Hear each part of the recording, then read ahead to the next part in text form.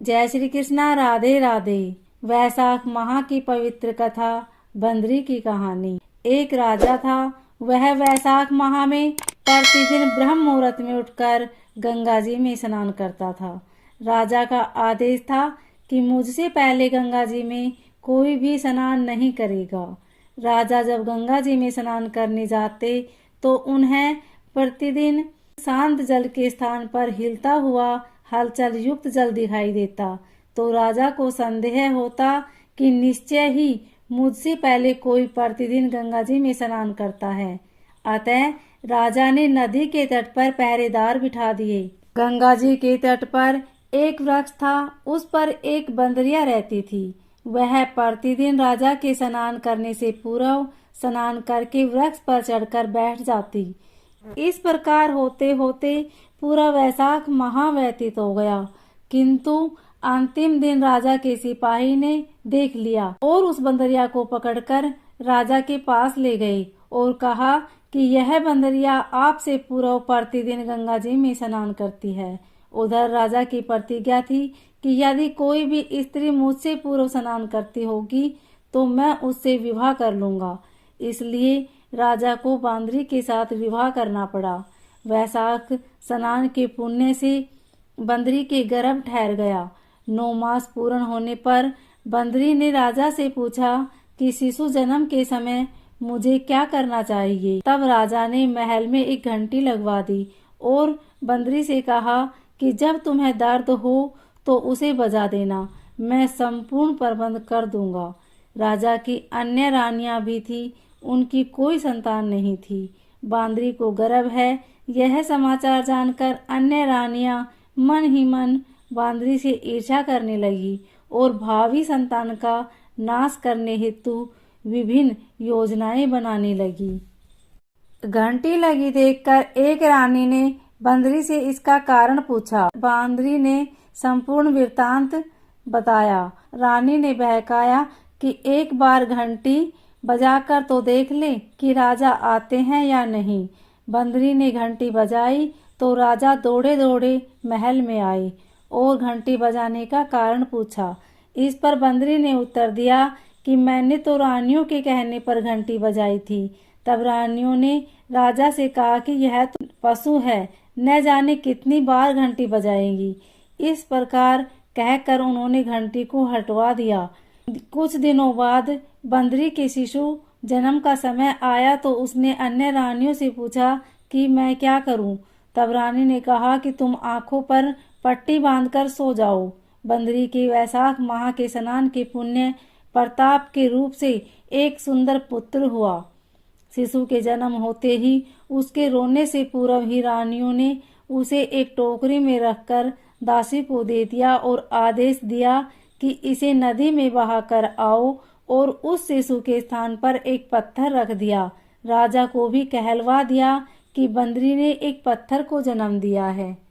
राजा ने सुना तो उन्होंने भी संतोष कर लिया कि जब दूसरी रानियों की संतान नहीं है तो यह तो बंदरी है, इसके क्या संतान होगी। उधर दासी ने उस सुंदर शिशु को नदी में न बहाकर कुम्हार के खंदड़ में रख दिया।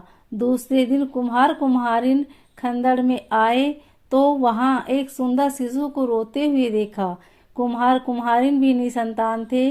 उन्होंने उस शिशु को अपने लिए भेजी गई भगवान की भेंट माना और बड़े प्रेम से शिशु का पालन पोषण करने कुछ बड़ा होने पर बालक को यह ज्ञात हुआ कि वह रानी बंदरी का पुत्र है, जिसको रानियों ने मरवाना चाहा था।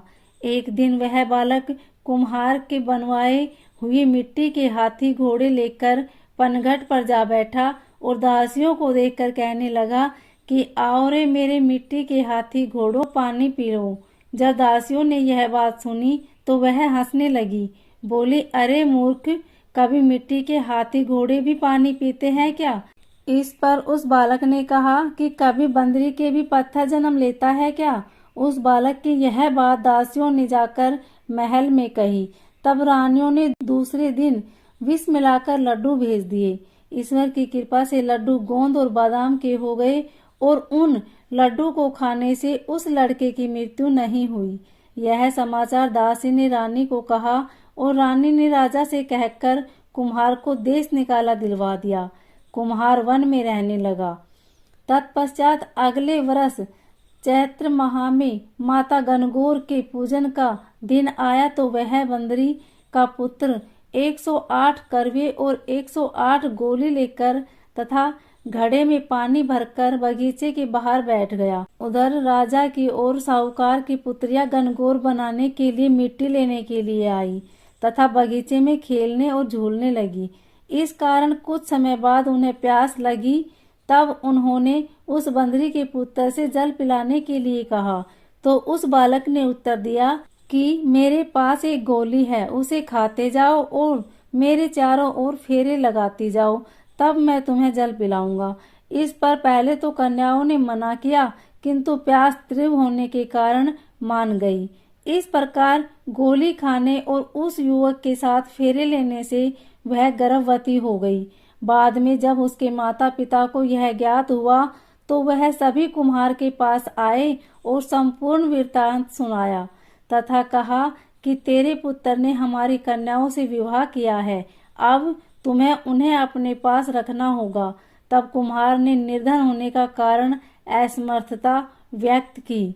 2 कन्याओं के माता पिता ने बहुत सारा धन देकर अपनी कन्याओं को कुम्हार के घर विदा किया और कुम्हार के घर 108 बहुएं आई और कालांतर में उनके 108 ही पोते हो गए। कुम्हार ने समस्त नगरी को भोजन हेतु निमंत्रण दिया और राजा को भी बुलवा दिया।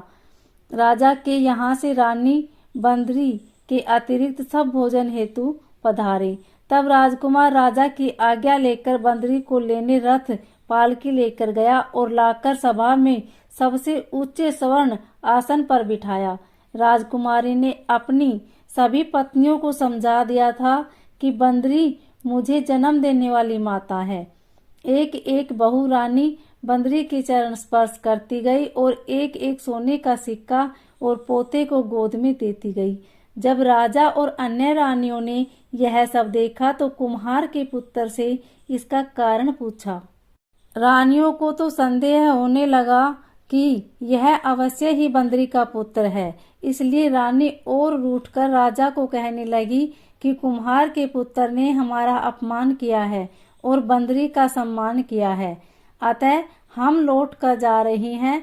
इधर राजा को पुत्र के जन्म का संपूर्ण रहस्य ज्ञात हो गया था, इसलिए उन्होंने रानियों को देश निकाला दिया और अपनी सभी पुत्र पुत्र वधू पोत्रों को लेकर महल में आया और राजकुमार का राज तिलक हुआ।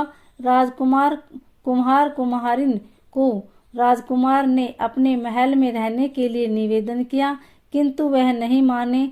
तब राजा ने उन्हें ढेर सारा धन दिया। वैशाख स्नान का इतना महत्व है तो सबको वैशाख स्नान करना चाहिए। बंदरी ने वैशाख स्नान किया तो उसे राजा का राज्य, पुत्र, बहुएं आदि प्राप्त हुए। ईश्वर जैसे बंदरी को पुण्य मिला, इस प्रकार हमें भी पुण्य देना। जय श्री राधे कृष्ण।